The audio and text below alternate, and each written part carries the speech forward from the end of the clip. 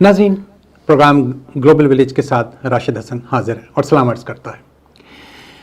काफ़ी अरसे से हम एक नया प्रोग्राम बना रहे थे, सोच रहे थे, लेकिन हालात इस किस्म के थे पाकिस्तान के, और इतना कुछ हो रहा था और इतने प्रोग्राम और इतने तज्ज़िये हो रहे थे कि हम सोचते थे कि क्या बात करें, कोई उम्मीद अफ़ज़ा बात करने की गुंजाइश नज़र नहीं आती थी। लेकिन आज हमने ये फ़ैसला किया कि चलें हम भी अपना इनपुट देते हैं कि बैरून मुल्क मुकीम पाकिस्तानी किस तरह से सोचते हैं और इस सूरत हाल को किस तरह से देखते हैं। तो जैसा कि आप देख रहे हैं, इलेक्शंस सर पे आ चुके हैं, 8 फरवरी को इलेक्शन है, और सूरत हाल ये है कि कुछ पार्टियों को फ्री हैंड दिया गया है और कुछ को बिल्कुल हाथ पांव कह लें उनके बांध दिए गए हैं। कोई उनके लिए उन्हें इंतखाबी निशान उनकी मर्ज़ी का नहीं दिया गया, उन्हें कन्वेंसिंग करने की इजाज़त नहीं दी जा रही, हर कदम पर उनके लिए रुकावटें खड़ी की जा रही हैं। तो इस पर यह है कि अब चूँकि सोशल मीडिया का ज़माना है और दुनिया एक ग्लोबल विलेज है और एक एक मिनट की खबर आती है, जो वाक़या होता है वहाँ पे 10 लोग उसकी वो वीडियो बना रहे होते हैं और सोशल मीडिया पे डाल देते हैं और वो सारी दुनिया में फैल जाती है। तो इस वक्त जो क्रेडिबिलिटी है बदकिस्मती से पाकिस्तान के इलेक्शंस की, वो दुनिया में उसे कोई मुनसिफाना इलेक्शन तस्लीम करने पे तैयार नहीं है।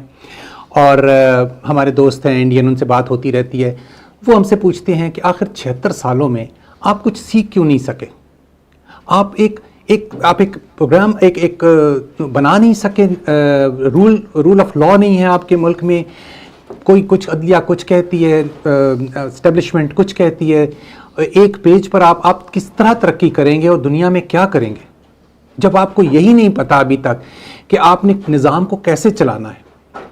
हर हुकूमत 2.5-3 साल के बाद तोड़ दी जाती है और फिर दूसरे लोग आते हैं, वो फिर 180 डिग्री पर अपना शुरू करते हैं प्रोग्राम, वो आधा होता है तो उन्हें रोक दिया जाता है। ये देखते देखते हम भी 70 से लेके पहला इलेक्शन था, 10 इलेक्शंस हो चुके हैं अब तक, किसी तरफ कोई बेहतरी हमें तो नज़र आती नहीं। आज इस पर हम बात करेंगे। हमारे साथ प्रोग्राम में अंजुम कुरैशी साहब मौजूद हैं। थैंक यू कुरैशी साहब, welcome to programme global village. बहुत शुक्रिया। तो आपके साथ बात होती रहती थी और होती रही है। इस वक्त आप क्या महसूस करते हैं कि ये जो इलेक्शन हो रहे हैं, क्या उसके बाद एक पुरअमन माहौल बन जाएगा और जो लोग इक़्तिदार में आएंगे, क्या वो लोग किसी बेहतरी की उनसे आप तवक्को रखते हैं?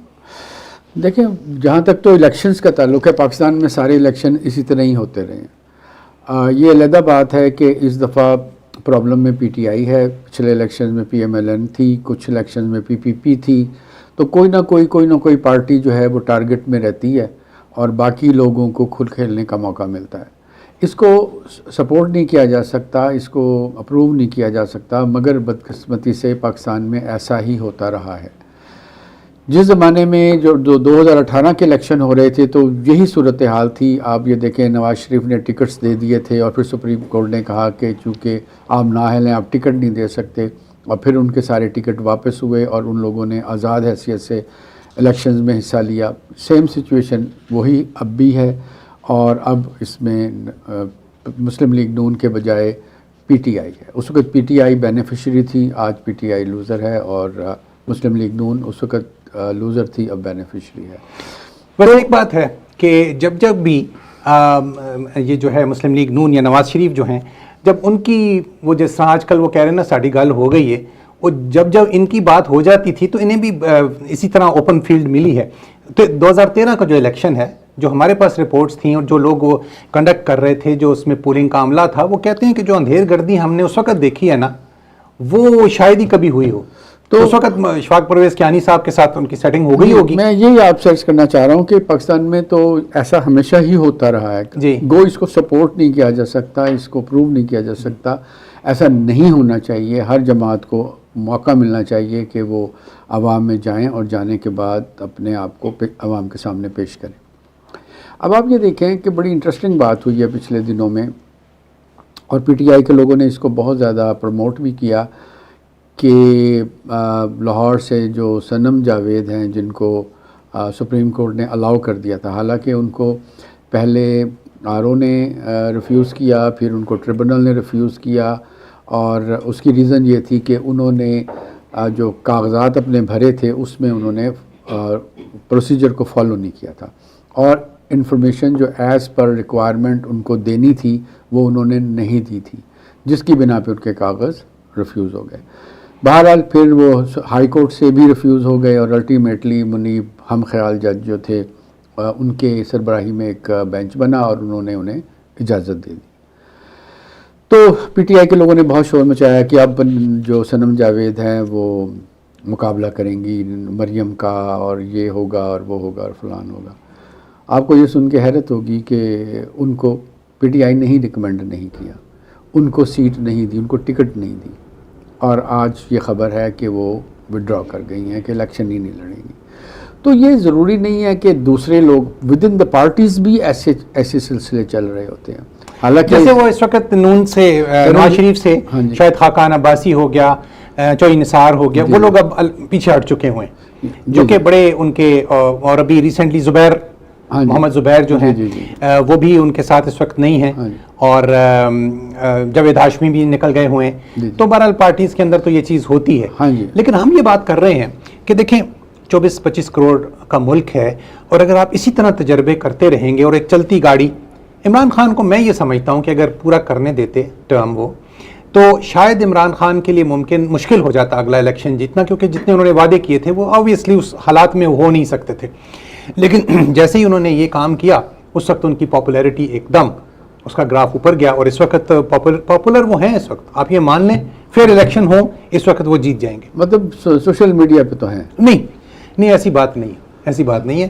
صرف سوشل میڈیا کی بات نہیں، گراؤنڈ ریئلٹی یہی ہے کہ ہی از ویری پاپولر. اس وقت کم از کم ان کے مقابلے میں نواز شریف یا مسلم لیگ نون کو لوگ، جس کو آپ نے 5 سال آپ کنڈیم کرتے رہی اسٹیبلشمنٹ، اور ان پر الزام لگا گندا کیا، ان کو نااہل قرار دے کے نکالا ملک سے، آج آپ ان کو پھر لے کر آ رہے ہیں. تو اب وہ یہ بات مانی نہیں قوم نے. لیکن اور یہاں پر میں آپ کو ایک بات بتاؤں، اسی ایک وجہ سے لوگ اس وقت فوج سے بھی پیچھے، حالانکہ بہت احترام پاکستان میں تھا فوج کا، لوگ ہمیشہ انہیں سپورٹ کرتے تھے، لیکن اب لوگ ان سے متنفر ہو گئے ہوئے بڑی حد تک کہ آپ جو کچھ کر رہے ہیں نا دس از رانگ.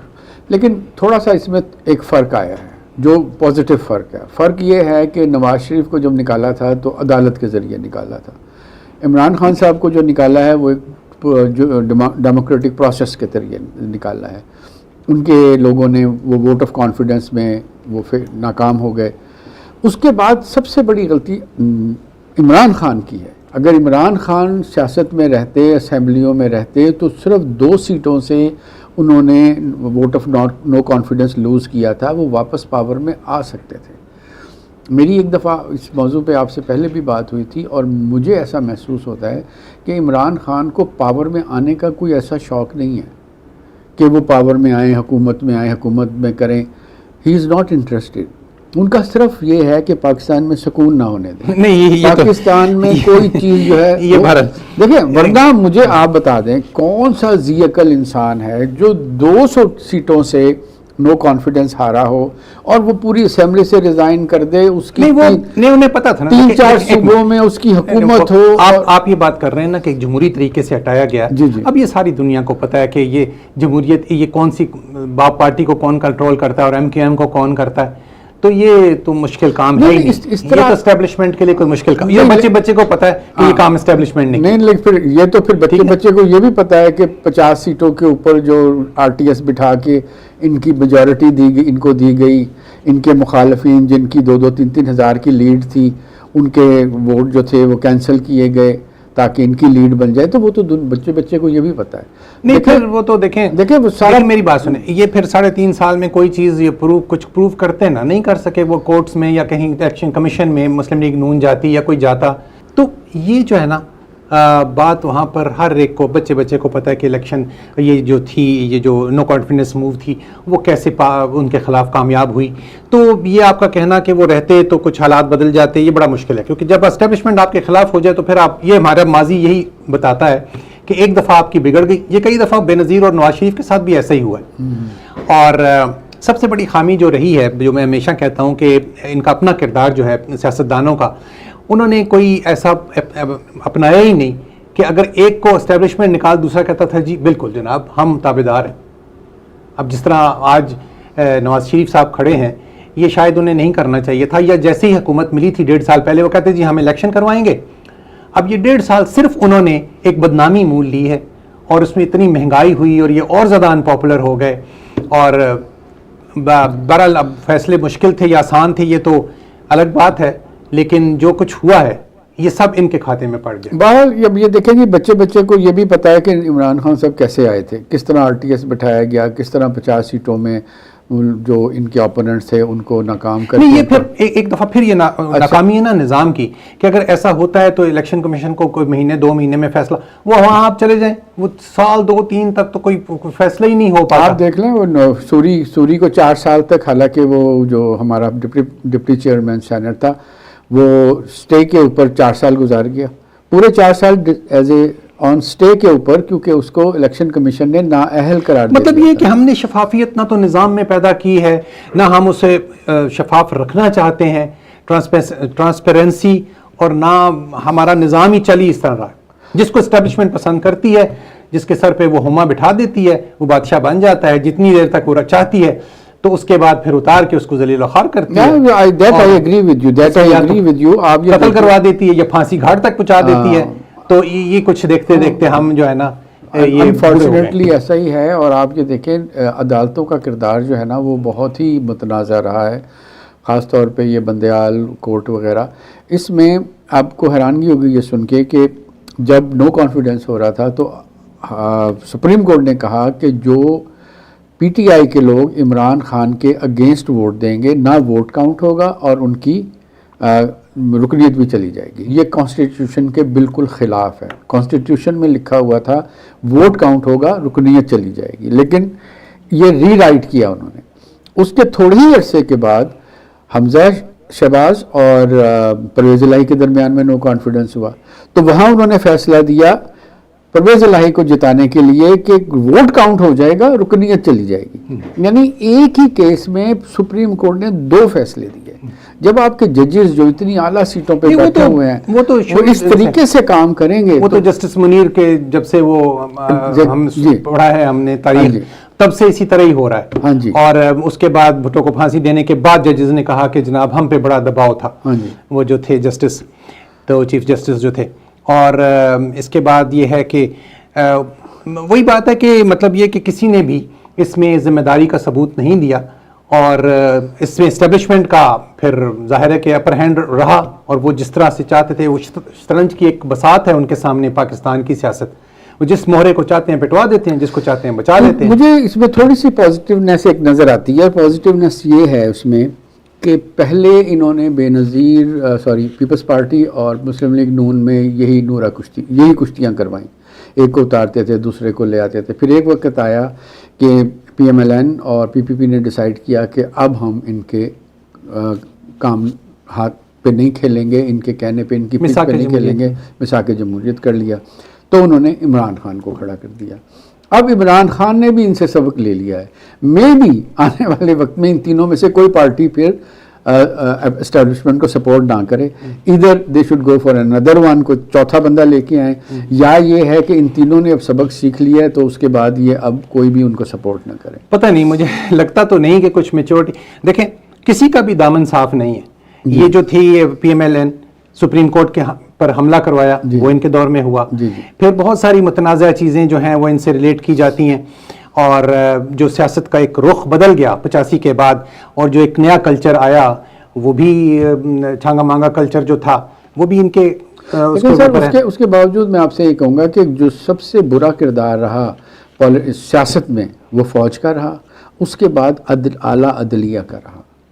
انہوں نے سٹینڈ لیا ہی نہیں. سیاست دان تو تیسرے نمبر پہ, انہوں نے کبھی سٹینڈ لیا ہی نہیں, کوئی صحیح ڈیسیجن ہی نہیں کیا. جہاں پہ بھی موقع ملا انہوں نے دیکھا اسٹیبلشمنٹ کیا چاہتی ہے یا ان کا فائدہ کس میں ہے, انہوں نے اسی پہ ڈیسیجن لیا. اور انہوں نے یہ نہیں سوچا کہ ہم قوم کو صحیح ڈائریکشن پہ ڈالیں, ایسا انہوں نے کچھ نہیں کیا. چلیے ایک وقفے کے بعد بات کو یہیں سے کنٹینیو کرتے ہیں. ناظرین, صورتحال بڑی گمبھیر ہے اور بڑی افسوسناک ہے کہ 76 برسوں کے بعد نہ تو ملک کے اندر کوئی معاشی خود کفالت ہے, نہ کوئی استحکام ہے. غریب تر ہوتا جا رہا ہے, امیر تر ہوتا جا رہا ہے. کوئی ایک کیوس, ایک ٹوٹل افراتفری ہے. کیا اس پر بات کی جائے, اور اتنا کچھ باتیں ہو چکی وہاں پر بھی اور یہاں پہ بھی ہم بیٹھ کے کر رہے ہیں. چلیے ایک وقفے کے بعد پھر حاضر ہوتے ہیں. how important is to manage your income after your retirement? آپ نے سوچا ہے کہ ریٹائرمنٹ کے بعد پیسے کہاں سے آئیں گے اور آپ کے خرچے کیسے پورے ہوں گے؟ My name is Adnan Alvi. I am a registered financial advisor. I can help you to set up a tax-free retirement income plan. Please contact me 416-301-0249. Adnan Alvi بس ایک ہی نام بہترین انویسٹمنٹس کرنا جن کا کام. جی ناظرین، ویلکم بیک. پروگرام کے دوسرے سیگمنٹ میں جیسے کہ ہم بات کر رہے ہیں کہ الیکشن آ رہے ہیں اور اس کی جو دنیا بھر میں اس کی جو ایک یوں کہہ لیں کہ ایک رائے عامہ ہے وہ اس کے فیور میں نہیں ہے، اور اس میں صاف نظر آ رہا ہے کہ اسٹیبلشمنٹ جو ہے وہ ایک مخصوص پارٹی کو، میاں صاحب آئے واپس، تمام مقدمات ختم، سب کچھ ختم، ہر چیز ان کے لیے جناب ریڈ کارپٹ بچھا دیا گیا. اور اب قوم کے لیے بھی یہ تسلیم کرنا مشکل ہے کہ آپ 5 سال 6 سال جس بندے کو آپ نے معطوب قرار دیا، ملک سے بھگا دیا، چلا گیا، اور اس کے بعد آپ نے پھر اس کو جو ہے وہ اسی طریقے سے اس کی پارٹی آ رہی ہے اور اس کو بالکل اوپن فیلڈ دی گئی ہے. دوسری طرف عمران خان کا جو دور تھا، اب جب کہ ان کے 1.5 سال گزرا ہے تو لوگوں نے یہ دیکھا کہ اس وقت جو 5.6% کی ایک گروتھ تھی، فیصل آباد کی انڈسٹری چل پڑی تھی، اور ہیلتھ کارڈ انہوں نے کافی کچھ مراد بھی دیں لوگوں کو، لوگ خوش ہیں اس بات پر. تو اس کے بعد اچانک یہ سب کچھ ہو جانا، اور اب وہ سائفر کا کیس ان کے اوپر ہے، لیکن وہ تو ایک دستاویزی ثبوت تو موجود ہے کہ واقعی ایک لیٹر آیا تھا اور اس میں یہ کہا گیا تھا کہ جی ان کو ہٹا دیا جائے.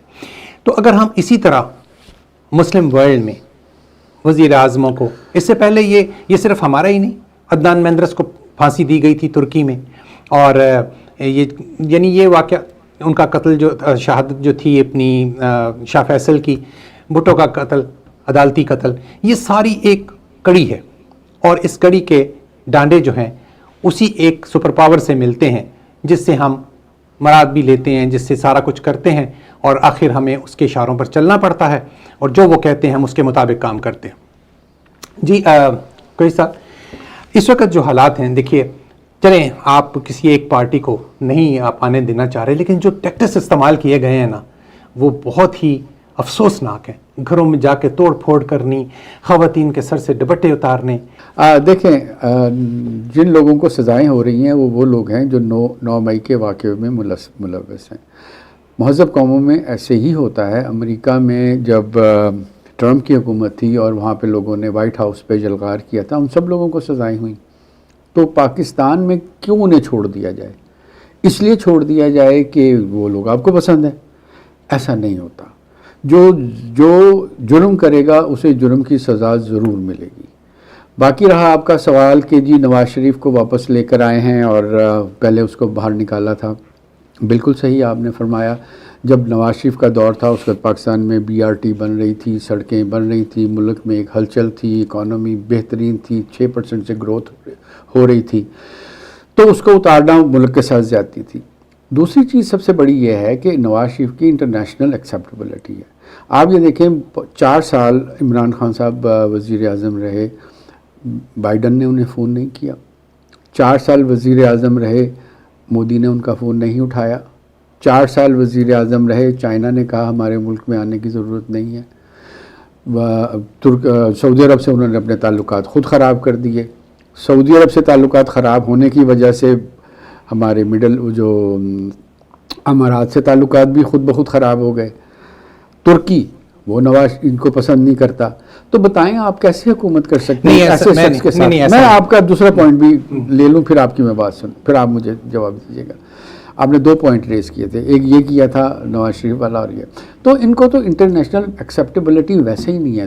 دنیا کی کمیونٹی ان کو ایکسیپٹ کرنے کے لیے تیار نہیں ہے. آپ دیکھیں ایک دفعہ کانفرنس ہوئی تھی کامن ویلتھ کی، تو وہاں پہ جب دوسرے ملکوں کے سربراہ آتے تھے تو سب لوگ کھڑے ہو جاتے تھے. واحد عمران خان تھے جو بیٹھے رہتے تھے. دیکھیں اس طرح کے روڈ بیہیویئر کے ساتھ آپ کیسے دنیا کے ساتھ، انسیولائزڈ بیہیویئر کے ساتھ آپ دنیا کے ساتھ نہیں چل سکتے. صرف اسرائیل کے وزیر اعظم کے اس پر ہوا تھا، انٹری پر نہیں کھڑے ہوئے. تیسری بات آپ نے یہ کہی کہ ان کے دور میں 5.6% گروتھ تھی.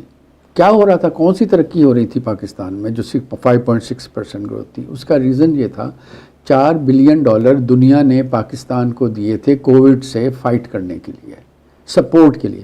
انہوں نے وہ 4 بلین پاکستان کی آمدنی میں ڈال کے 6% گروتھ یا 5.6% گروتھ بنا دی. That was all cheating, that was wrong. کوئی اگر 5-6% گروتھ ہوتی ہے، نظر آتی ہے کہ اس کا دنیا میں ملک میں اکنامک ہلچل مچی. یہ بالکل ریکارڈ کی بات ہے کہ فیصل آباد کی انڈسٹری جو تھی وہ فلرش کر رہی تھی، وہاں پر ورکرز نہیں ملتے تھے. تو اب تو بالکل سٹینڈ سٹل ملک ہو گیا نا، اور مہنگائی کا عالم جو ہے وہ 40 روپے کا انڈا مل رہا ہے وہاں پہ. سر اس لیے مل رہا ہے نا، اور روٹی کھانے کا غریب جو ہے نا بیچارہ 25-30 ہزار کھانے، وہ تو بالکل کچھ، اب اس کے پاس تو خودکشیاں لوگ کر سر رہے وہ ہیں. اس لیے کر رہا ہے کہ انہوں نے اکنامیکلی ملک کو اتنی دھکیل کے گڑھے میں ڈال کے اس ملک کو حوالے کیا. آئی ایم ایف سے انہوں نے پروگرام جو لیا، اس کے بعد آپ نے اس کو اس کے اگینسٹ پالیسیز بنائی. یہ ڈیلیبریٹلی نہیں ہے. آپ بینک کے پاس چلے جائیں، اسے کہیں مجھے لون دو، وہ کہے جی ٹھیک ہے اپنا لون لے کے اپنا گھر بنا لیں. آپ گھر بنانے کے بدلے اسے کسینوں میں لے جائیں. تو پھر آپ نے کون سی عقل مندی کی بات کی؟ نہیں، بات یہ ہے کہ یہ جو آپ بات کر رہے ہیں نا عالمی لیڈروں کی، دیکھیے کچھ چیزیں ہیں کہ اگر آپ منوان باتیں امریکہ کی مانتے رہیں تو ٹھیک ہے، پھر آپ سعودی عرب کی بھی گڈ بکس میں رہیں گے، آپ کا سسٹم چلتا رہے گا. لیکن جب آپ تھوڑا سا ڈیویٹ کریں گے نا، کون سا ڈیویٹ؟ امریکہ کو اس نے چیلنج کر دیا. یہ تو کہہ رہا تھا وہ ایبسلیوٹلی ناٹ نہیں کہنا چاہیے، وہ نہیں کہنا چاہیے.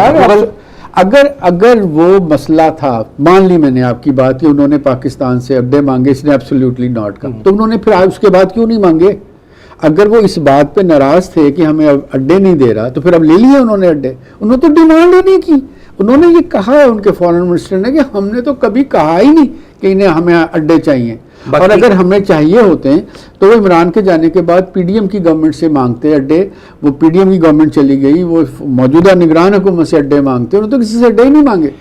اچھا، جہاں تک آپ ملیشیا اور ٹرکی کی بات کرتے ہیں تو اس وقت یہ ہوا تھا کہ ایک کانفرنس انہوں نے ملیشیا میں رکھی تھی، جس میں یہ ٹرکی بھی نے، پاکستان نے بھی جانا تھا، لیکن سعودی عرب نے دباؤ ڈالا تو یہ نہیں گئے. تو اب ظاہر ہے سعودی عرب اس بات پہ ناراض ہوا کہ بھائی کیوں آپ اس دوسرے بلاک کی طرف کیوں جا رہے ہیں. اور وہاں پر ان کی پذیرائی ملیشیا میں بھی اور ٹرکی میں بھی بہت ہوتی تھی. ملیشیا کے جو تھے وہ مہاتیر محمد، وہ تو بڑے، اور ان کی وائف بڑی ان کی فین تھی. ایسی بات نہیں ہے. اور جو انہوں نے تقریر کی اس میں، اور جس طریقے سے یہ دنیا میں رسول کریم کی جو اس کو کہتے تھے کہ بھئی آپ اس طریقے سے ہمارے پروفٹ کو برا نہ کہا کریں، یہ بات ہمیں نہیں اچھی لگتی، ہمارے لیے گراں گزرتی ہے. اور جس طریقے سے ہر فورم کے اوپر، تو وہ مسلمانوں کے جو میں جا رہا تھا، یا سمر کی اگست کی بات ہے، یہاں سے لاس اینجلس، تو جو اسٹویٹ تھا نا، اس نے مجھے کہا کہ جو ہے آپ کے عمران خان جو ہیں وہ کیوں آپ نے ان کو، آپ کی حکومت کیوں ان کے خلاف ہے. اور کہتے ہیں کہ ہمارے ملکوں کے اندر ان کی بڑی عزت، ان کو جانتے ہیں دنیا، نواز شریف کو تو دنیا میں جانتا ہی کوئی نہیں. تو ایک بے نظیر تھی جو ورلڈ وائڈ جانی جاتی تھی، یہ عمران خان ہیں اور بھٹو تھے. تو اس کے درمیان جو لوگ بھی آئے، جنیجو صاحب تھے یا وہ دوسرے تیسرے، ان کو تو کوئی جانتا ہی، جمالی صاحب. اس دنیا میں 2 نان سیریس نیشنز ہیں میرے حساب سے، ہو سکتا ہے میں رانگ ہوں. ایک پاکستان جس نے ایک کھلاڑی کو وزیر اعظم بنا دیا، جس بندے نے اپنی زندگی میں 1 روپیہ نہیں کمایا، جس نے اپنی زندگی میں اپنا گھر چلانے کے لیے کبھی محنت نہیں کی. نہیں، ایسی بات نہیں. ہمیشہ میری بات سنیں. ہمیشہ نہیں بتائیں اس کا کاروبار کیا؟ کاروبار کیا؟ انہوں نے کافی پیسہ کمایا، کرکٹ سے بھی کمایا، اور اس کے بعد اس کے اوپر وہ تبصرہ بھی کرنے جاتے ہوتے تھے، اس کے اوپر ایز این ایکسپرٹ بھی شامل ہوتے تھے. سر جس زمانے میں وہ کھیلتے تھے نا، ایک گیم کے 6,000 پاؤنڈ ملتے تھے. نہیں، ایسی بات نہیں. اس زمانے میں کرکٹ اتنی پاپولر نہیں تھی. اور اچھا، ایک میری بات سنیں. آپ یہ لوگ کہتے ہیں نا فراگوگی اور بشرا بی بی، کیا نام ہے، بزدار، کسی پر کوئی مقدمہ نہیں چلایا انہوں نے. جتنا شور انہوں نے ڈالا ہوا تھا، بلکہ تازہ ترین رپورٹ یہ ہے کہ فراگوگی کے 1-2 قریبی رشتہ داروں کو MLN نے ٹکٹ بھی دیے. نہیں دیکھیں، اس میں مسئلہ یہ ہے، اور بزدار پہ بھی کوئی الزام نہیں ہے، بزدار الیکشن لڑ رہا ہے. دیکھو فراگوگی کے اوپر بشرا بی بی پہ، توشہ خانہ کا، ان پہ کیس چل رہا ہے نا. توشہ خانہ میں سے انہوں نے کیا نا، نکال کے تحفے بھیج دیے. گھڑیاں کی بات سن لیں، 80 گفٹس لے گئے یہ یہاں سے. توشہ خانہ کی بات سن لیں. کل میں سوشل میڈیا پہ دیکھا تھا، اعتزاز احسن نے کہا ہے کہ جناب توشہ خانہ کے ڈیفنس جو ان کے لائرز ہیں عمران خان کے، انہوں نے کہا جی پورا ریکارڈ لے آئیں 85 سے کس کس نے کیا کیا لیا، تو وہ سب نے اس سے مستفید سارے ہوئے ہیں. اور یہ کوئی ہوئے ہیں، ہوں گے، میں آپ کی بات سے ایگری. سر میری بات سن لیں. مجھے سر بتائیں، ابھی تو شاہانہ کا کیس لے کے بیٹھے ہوئے ہیں آپ کو پتا آئی پی پیز نے کیا کیا، پاکستان کا برا حال کیا ہوا ہے. یہ پاکستان کی جو چولہے معیشت کی ہل گئی ہے نا، اس کے پیچھے آئی پی پیز ہے. اور ان آئی پی پیز میں دونوں پارٹیاں شامل ہیں، دونوں کے بندے فرنٹ مین شامل ہیں، مسلم لیگ نون کے بھی ہیں، پی پی پی کے بھی ہیں. سر دیکھیں، میں اس میں آپ کو تھوڑی سی اس کی بھی ایکسپلین کرتا ہوں. جس زمانے میں آئی پی پیز بنے تھے اس زمانے میں پاکستان میں بجلی کا بحران تھا اور حکومت کے پاس پیسے نہیں تھے. بات صرف یہ ہے کہ آپ سر میری بات سنیں، میری بات سنیں. آپ مجھ سے یہ بات نہیں کر سکتے کیونکہ میں نے 16 سال وابڈا میں جاب کی ہے، ٹھیک ہے. اور یہ میں آپ کو بتا دوں، اگر آپ کو بجلی آپ کی نااہلی کی وجہ سے ہی تو آئی پی پی آئے تھے. وہ میں چھوڑ کے آ گیا، میں نہ آتا تو ٹھیک ہو جاتا وابڈا. یعنی آپ یہ دیکھیں کہ اگر اگر ہم نے ان کے معاہدے اگر ٹھیک ہوتے ہیں نا، صحیح طریقے سے کیے جاتے، انہوں نے تو معاہدے ان کی فیور میں کیے نا سارے. ہم خرچ کریں نہ کریں، آپ کو ہم منیمم ہم آپ کو پیسے دیں گے. وہ پوری دنیا میں ہوتا ہے. دیکھیں ایک آدمی ہے، وہ 1 ارب روپیہ لگاتا ہے اور آپ اس سے کہیں میں بجلی نہیں لے رہا آپ سے، تو وہ کہاں جائے گا؟ وہ کیسے اپنے لون پے کرے گا؟ تو اس کے لیے ان کے فلاز انہوں نے عمران خان کی گورنمنٹ نے پکڑے تھے، ان کے ساتھ نیگوشیٹ کیا تھا، اس کو ٹھیک کیا تھا. اتنا یہ اس کو کر نہیں سکے، اس کی پبلسٹی نہیں کر سکے. تو ایسی بات نہیں ہے. یہ جو کچھ بھی ہوا ہے نا، اس کے پیچھے یہ جو ڈیزاسٹرس تباہ کن صورتحال اس وقت معیشت کی ہے، یہ آج سے نہیں ہے، یہ بھٹو دور سے شروع ہو گئی تھی. کیونکہ پہلا سٹیپ انہوں نے نیشنلائز کر لی. ایک منٹ میں بعد مکمل ہے. انہوں پہلا سٹیپ یہ کہ انہوں نے نیشنلائز کر لی، جس سے ایک بہت بڑا دھچکا لگا. پوری جو انڈسٹریل بیس ایوب خان دے گیا تھا اس کا ستیہ ناش. پھر اس کے بعد دوبارہ کچھ ہوا شروع، تو اس کے بعد پھر یہ لوگ آ گئے، انہوں نے اپنے فرنٹ مینز کے ذریعے چیزیں بانٹنی شروع کر دیں. تو میاں منشا جو ہے، میاں منشا کی ڈکی چھکی بات نہیں ہے. اس کی منشا کا تو پہلے ہی کھانا تھا. سر میں بھی آپ نے اس کو دے دیا میاں صاحب نے. تو اس طرح کی بندر بانٹ بہت زیادہ ہوئی ہے. صاحب کے زمانے میں نہیں آیا، وہ زرداری صاحب کے زمانے میں. اور زرداری کے بھی، فرنٹ پیپلز پارٹی کے بھی تھے، میاں نواز شریف کے بھی تھے، اور سارا میدان جو تھا. یہ $1 ارب کا قرضہ کیسے چڑھ گیا؟ میں آپ کو ایک سوال کا جواب دے دیں بس. جس دن عمران خان نے اوتھ لیا، دنیا کے، پاکستان کے کسی اخبار میں، کسی میگزین میں یہ لکھا ہوا تھا پاکستان ڈیفالٹ ہونے جا رہا ہے. اور جس دن عمران خان نے نہیں، یہ اکانومسٹ بڑی دیر سے کہہ رہے تھے. جب جس دن Imran Khan vote of no confidence ہارا ہے، اس دن دنیا کے ہر میگزین میں لکھا ہوا تھا پاکستان ڈیفالٹ ہونے کے کنارے. سر نہیں، یہ ابھی محمد زبیر نے بھی کہا ہے کہ اس وقت جب عمران خان کی حکومت گئی، اب چونکہ وہ چھوڑ چکے ہیں پارٹی، تو اب وہ دوسری باتیں کرتے ہیں، اور جو شاید خاقان عباسی ہیں وہ بھی کرتے ہیں، انہی کے خلاف باتیں کرتے ہیں. لیکن اب ان کی باتوں میں وزن نہیں ہے نا. اگر آپ بات کریں، وہ کہتے ہیں نہیں، ڈیفالٹ کرنے کی پوزیشن میں نہیں تھا کسی ٹیکنوکریٹ کی. تو پھر یہ سارے اخبار غلط تھے، پھر وہ بھی غلط تھا، بلومبرگ بھی غلط تھے، اور وہ اکانومسٹ بھی غلط تھے، پاکستان کے جو ڈان اخبار، اور یہ بھی غلط تھے. صرف زبیر اور خاقان عباسی صحیح. اکانومسٹ جو ہے نا، اکانومسٹ یہ بات کرتی ہیں کہ 90 کے بعد سے، اور 90 کے بعد سے کون رہا ہے یہاں پہ؟ پیپلز پارٹی رہی ہے اور پی ایم ایل این رہی ہے. جو پالیسیز ہم نے اپنائی ہیں نا، ہم نے قرضے لیے. اشفاق صاحب ہیں ایک، وہ کہتے ہیں کہ ہم نے قرضے لیے، اور دنیا لیتی ہے قرضے 5% پہ لیتی ہے، پھر کر کے مکمل، اور ایسی پروڈکٹیو جگہ لگاتی ہے. ہم ایسی جگہوں پہ لگاتے رہے جہاں سے کوئی انکم ہو. اب اورنج ٹرین آپ نے 166 ارب کی بنائی ہے، کیا آپ کو ضرورت تھی؟ اورنج ٹرین 166 ارب کی، اس کا شکریہ ادا کریں اپنے چیف جسٹس کا، جس نے 2 سال اس کو روک کے رکھا اور اس قرضے پہ سود چڑھتا رہا. پروجیکٹ کی ضرورت ہی نہیں، اسے روکنے کی ضرورت ہی نہیں تھی. اس کی ضرورت آپ ٹاٹ میں کم خواب کا پیون لگا رہے ہیں. اگر لون آپ کا سینکشن ہو گیا، اس کے بعد آپ نہ کریں تو آپ نے اس کے انٹرسٹ تو نہیں دینا ہے. یہ اس کو ساکت نثار سے پوچھنا چاہیے بلا کے. ناظرین، یہ کہانی جو ہے بڑی لمبی ہے، اور اس پر بات ہوتی رہتی ہے. پاکستان کے تقریباً روز 12-15 جو ہیں 20 ٹاک شوز ہوتے ہیں، اور اس میں مختلف لوگ کرتے رہتے ہیں. سو ہم نے بھی اس میں اپنا حصہ ڈالا، لیکن بہت ہی افسوسناک کہانی ہے کہ آج ہم یہاں پر ہم دیکھتے ہیں، چلو اس وقت معاشی بحران ہے کینیڈا میں، لیکن لوگ ٹھیک ہے، سروائیو کر رہے ہیں، کوئی ایسی قیامت نہیں آئی ہوئی. لیکن وہاں تو بہت خراب صورتحال ہے جس کا شاید ادراک کسی کو ہے ہی نہیں. اور اب یہ ہے کہ اس پر ہم اگلے ہفتے پھر بات کریں گے. اگلے سیگمنٹ میں ہم تھوڑی سی بات غزہ کے مسائل پہ کریں گے. ایک وقفے کے بعد حاضر ہوتے ہیں.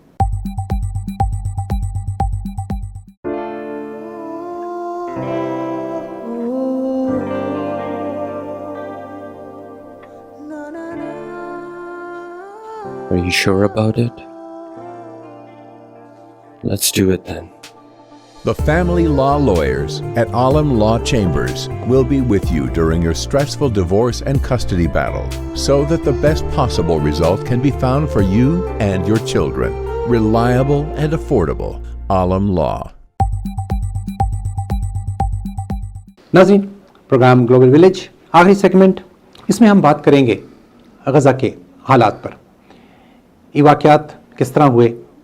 कुरैशी साहब, पिछले साल जनवरी में मुझे इत्तफाक हुआ यरूशलेम जाने का। जी, मैंने आपका वो सारा वो क्लिप्स वगैरह देखे थे, तो कुछ बताएं उसके बारे में कि आपका उस वक्त जब आप गए उस वक्त तो ये मसला नहीं था जी, तो क्या हालात थे, किस तरह? हाँ जी, मैं ये बताना चाहता हूँ कि जब हम यहाँ से जब मैं गया तो वीज़े के लिए 10-15 मिनट लगे। सिर्फ उन्होंने मेरा पासपोर्ट स्कैन किया और उसके बाद उन्होंने उस पर स्टैंप नहीं लगाई पासपोर्ट पे, उन्होंने एक प्रिंटेड मुझे स्लिप दी जिस पे लिखा हुआ था कि 3 महीने के लिए आपकी एंट्री है इजराइल में, आप जॉब नहीं कर सकते। ये वो उन्होंने मुझे कहा कि ये अपने पासपोर्ट में रखना और जहाँ भी जाओ आप तो ये आपके पास होना चाहिए।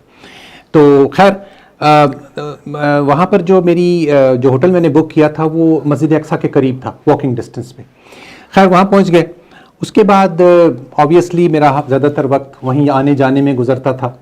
तो जो चीज़ मैंने ऑब्ज़र्व की कि ज़िंदगी नॉर्मल चल रही थी, बच्चियाँ हिजाब लेके जाती थी स्कूल, बच्चे भी खुशहाल जाते आते थे, बल्कि वो रात को 9-10 बजे तक वहाँ पे घूमती फिरती थी, बाज़ारों में शॉपिंग करती थी, कोई खा पी रही हैं, कोई आइसक्रीम अपना, तो कोई नहीं उनकी तरफ कोई नज़र उठा के नहीं देखता। तो कभी मुझे ऐसी खौफ और हरास की फ़ज़ा नज़र नहीं आई। मैं यरूशलेम की बात कर रहा हूँ।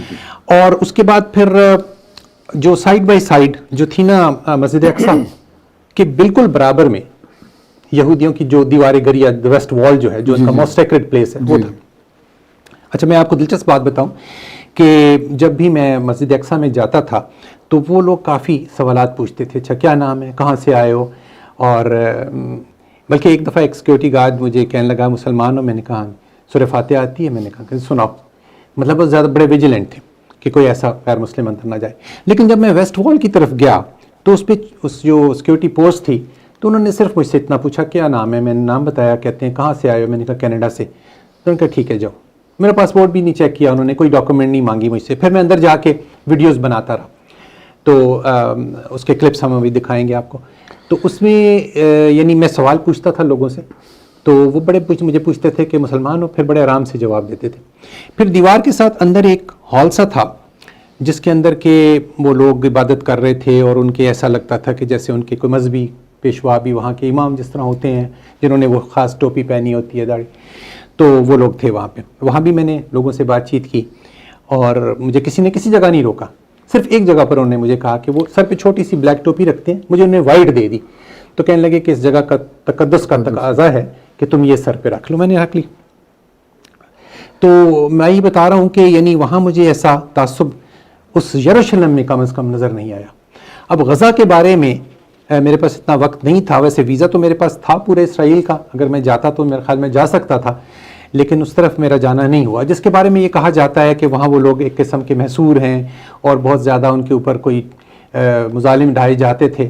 अब इसमें वैसे मैं आपको एक बात बताऊं कि अगर आप दुनिया भर को देखें ना तो ऐसे सिचुएशन हर मुल्क में है। हमारे बलूचिस्तान को ले लें, मिसिंग पर्सनस हैं वहाँ पे। अब इस्टेब्लिशमेंट का, रियासत का अपना एक पॉइंट ऑफ व्यू है कि भाई जो मुल्क के ख़िलाफ़ काम करेगा हमने तो फिर उसे करने नहीं देना। ये तो सारी दुनिया में होता है। हम यहाँ एंजॉय कर रहे हैं ना ज़िंदगी को कनाडा में। आज अगर हम किसी सरगर्मी में मुलविस हो जाएं तो वही कुछ हमारे साथ होगा जो बाकी दुनिया में होता है ऐसे लोगों के साथ। तो ये बड़ा सेंसिटिव मौजू होता है।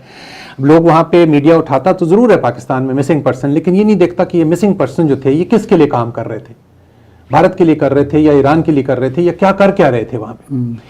तो वहाँ की जो प्रॉब्लम्स है ना वो थी अपनी जगह। अब उसका हल ये नहीं था जो हमास ने किया कि आप एक मतलब बगैर प्लानिंग के आपकी अरबों से बात आप एक पेज पर नहीं है, पाकिस्तान आपके साथ नहीं है जिसकी के सबसे बेहतरीन आर्मी है पूरे मुस्लिम वर्ल्ड में कहना चाहिए, वो भी नहीं है, सऊदी अरब नहीं है, और आपने एक काम शुरू कर दिया और आपने उनको एक मौका दे दिया एक जेनोसाइड करने का। लेकिन वो जो आम लोगों के साथ, पब्लिक के साथ सलूक हो रहा है जिसमें इतनी बम्बार्डमेंट कर रहे हैं तो बड़ा इनह्यूमन है। ऐसा बस वो नहीं वो आपने उनको मौका प्रोवाइड कर दिया ना, आपने अटैक किया ना, अटैक करके खामोश हो गए। دوسری طرف سے حزب اللہ نے شامل نہیں ہوئی, وہ حوثی جو ان کے سپورٹڈ. اب یہ ایران بیسیکلی ہے اس پالیسی کے. اب مسئلہ یہ ہے کہ مسلمانوں کی جو پالیسی ہے نا وہ ایک نہیں ہے کہ ہم نے کس طرح اسرائیل کے ساتھ ڈیل کرنا ہے. عربوں کا موقف کچھ اور ہے. وہاں پر ایک پیس پروسیس چل رہا تھا سعودی عرب کے ساتھ. یو تو تسلیم کر چکا ہوا ہے نا, ٹرکی بھی کر چکا, بڑے اہم ممالک مصر کر چکا ہوا ہے اسرائیل کو تسلیم. اور پیچھے جو رہ گئے تھے سعودی عرب وغیرہ, obviously سعودی عرب نے جب انہیں تسلیم کرنا تھا اگلے دن ہم نے بھی کر لینا تھا, ہم تو انہی کے ساتھ چلتے ہیں. تو کہانی اس طرح سے ہے کہ صورتحال یہ ہے کہ دنیا میں ازل سے یہی کچھ ہو رہا ہے. جب ہم طاقتور تھے, ہم بڑے فخر سے کہتے ہیں ہم نے اندلس میں 800 سال حکومت کی, ہم مائنارٹی میں تھے, بر صغیر میں ہم نے 1000 سال حکومت کی. تو یہ تو ہو رہا ہے. اب اس وقت وہ طاقتور ہے تو وہاں پہ قابض ہے. اب اس کا طریقہ یہ تھا کہ ایک سلوشن کی طرف بڑھا جائے, جو کہ ہو رہا تھا, جو کہ نظر یہ آ رہا تھا کچھ, بلکہ چند دن پہلے محمد بن سلمان کے کچھ بیانات بھی اس قسم کے آئے تھے کہ کچھ ان کے ساتھ ہماری نیگوسیشنز ہو رہی ہیں, ایک تاثر تھا. اب وہ سارا پروسیس جو ہے نا بالکل رول بیک ہو گیا, اور اب ظاہر ہے کہ عرب نیشن جو ہے وہ ان سے کسی قسم کے بھی تعاون کرنے یا کوئی اس پہ تیار راضی تصفیے پہ رائے عامہ تیار نہیں ہوگی, بڑے عرصے تک نہیں ہوگی. لیکن اتنے لوگ جو اپنی جانیں گوا گئے, جو بچے, جو عورتیں, نہیں, وہ غلط اقدام غلط ہے نا, غلط ہے. یہ طریقہ ہی نہیں تھا, یہ طریقہ نہیں تھا. جب آپ یا تو آپ ایک حکمت عملی بنائیں نا کہ جی ہم نے اس طرح کرنا ہے, لڑنا ہے, جہاد کرنا ہے تو پھر اس طریقے سے کرنا ہے کہ ساری طرف سے کرنا ہے. ہم نے شام کی طرف سے بھی کرنا ہے, لبنان سے بھی, اردن سے بھی. جب کوئی آپ کے ساتھ ہے ہی نہیں اور آپ نے خام خواہ ایک چیز چھیڑ دی ہے تو ان کو آپ نے ایک دے دیا بہانہ اس کا انہوں نے. اب جو بھی وہاں رہتے, اب جو 2 فوت ہوئے ہیں, مارے گئے ہیں, شہید ہوئے ہیں, تو آبویسلی وہ کافی عرصے سے رہ رہے تھے. دیکھیں بلڈنگز تھیں, ملٹی سٹوری فلیٹس تھے, وہ سارے گر گئے, اب زمین بوس ہو گئے. تو ایک تو ان کے خاندان ختم ہو گئے, آدھا خاندان, کسی کے بچے چلے گئے, کسی کوئی ایک بندہ بچ گیا, 2 بچ گئے. شاید ہی کوئی گھر ہو جس کا کوئی اس میں کوئی. یہاں پہ کئی 1-2 فلسطینیوں سے مجھے ملنے کا موقع ہوا, تو میں نے پوچھا آپ کی فیملیز کیسی ہیں وہاں, انہوں نے کہا سب فوت ہو گئے. دس از ویری ویری. میں وہی بات کر رہا ہوں کہ یہ جو ان کی اپروچ تھی, جی, اور جو کہ پھر ایران کو آپ دیکھیں کہ اس کے بعد پھر پاکستان کے ساتھ انہوں نے خام خواہ ایک سرحدی جھڑپ کی اور خام خواہ چھیڑا, پھر پاکستان نے جواب دیا تو پھر وہ خاموش ہو گئے. تو اس صورتحال کو جب ہم دیکھتے ہیں نا تو یہ احساس ہوتا ہے کہ ایران کا جو انقلاب تھا وہ اس کی وجہ, اس کے بعد سے یہ جو چیزیں ہوئی ہیں, تو اس میں وہ یمن کا پرابلم ہوا ہے, اور عراق میں بڑی حد تک انہی کی حکومت ہے, اہل شیعہ کی کافی حد تک. تو اس کے بعد پھر یہ ہے کہ اب ہمیں بحیثیت ایک مسلم امہ کے ہمیں ایک پیج یونائٹ ہونا چاہیے. اگر ایک پارٹی, ایک عمران کچھ کر رہا ہے اور عرب کچھ کر رہے ہیں تو اس سے کچھ حاصل نہیں ہوگا. اور اس میں بہت زیادہ جانی نقصان ہوا اور بہت ہی افسوسناک, چھوٹے معصوم بچے مارے گئے.